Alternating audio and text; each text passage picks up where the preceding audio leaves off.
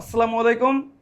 আপনার জন্ম নিবন্ধন অনলাইন আছে কিনা তা কিভাবে চেক করবেন, একই সাথে আপনার জন্ম নিবন্ধনের অনলাইন কপিটি কিভাবে আপনি ডাউনলোড করে নেবেন তা আজকের এই ভিডিওতে স্টেপ বাই স্টেপ চলুন দেখিয়ে দিচ্ছি।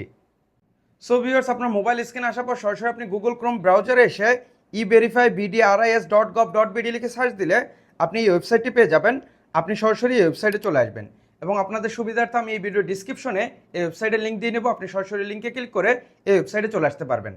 সো আপনার ওয়েবসাইটে আসার পর আপনি এইরকম ইন্টারফেস পাবেন। সো এখানে সর্বপ্রথম আপনি দেখতে পাচ্ছেন বার্থ রেজিস্ট্রেশন নাম্বার। এখানে মূলত আপনার যে জন্ম নিবন্ধনের যে নিবন্ধন নাম্বার আছে 17 সংখ্যার নিবন্ধন নাম্বার, ওই নিবন্ধন নাম্বারটি আপনি এখানে দিয়ে নেবেন এবং নিচে আপনি দেখতে পাচ্ছেন ডেট অফ বার্থ। এখানে মূলত আপনার জন্ম তারিখটা আপনি দিবেন এবং জন্ম তারিখ দেওয়ার সময় আপনি সর্বপ্রথম সাল দিবেন, তারপর মাস দিবেন, তারপর হচ্ছে তারিখ দিবেন।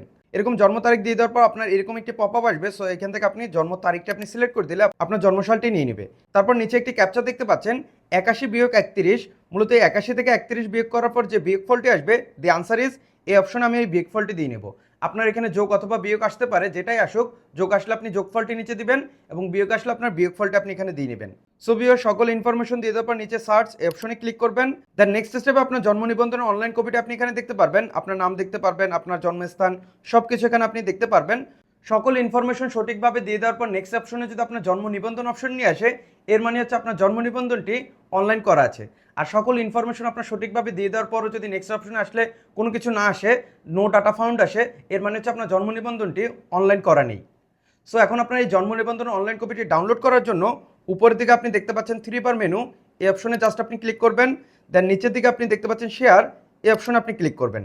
দেন নিচের দিক থেকে আপনি এখানে প্রিন্ট, এই অপশনে আপনি ক্লিক করে দিবেন। দেন নেক্সট অপশনে আপনার জন্ম নিবন্ধনটি পিডিএফ ফাইল আকারে দেখতে পারবেন। সো এখানে সেভ পিডিএফ, এই অপশনে আপনি জাস্ট ক্লিক করবেন।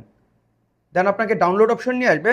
সো নিচের দিক থেকে আপনি দেখতে পাচ্ছেন সেভ, এই অপশনে আপনি ক্লিক করলে আপনার ফোনের ফাইল ম্যানেজার অপশনে আপনার এই জন্ম নিবন্ধনের অনলাইন কপিটি পিডিএফ ফাইল হিসাবে ডাউনলোড হয়ে যাবে। এখন আপনার ফোনের ফাইল ম্যানেজার অপশন থেকে বের করার জন্য আপনি সরাসরি ফোনের ফাইল ম্যানেজার অপশন চলে আসবেন। দেন আপনি এখানে অপশন পাবেন ডকুমেন্টস, এই অপশনে আপনি ক্লিক করবেন।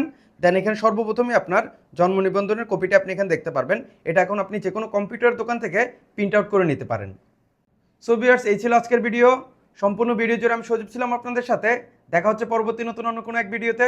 ভালো থাকবেন, সুস্থ থাকবেন। আল্লাহ হাফেজ।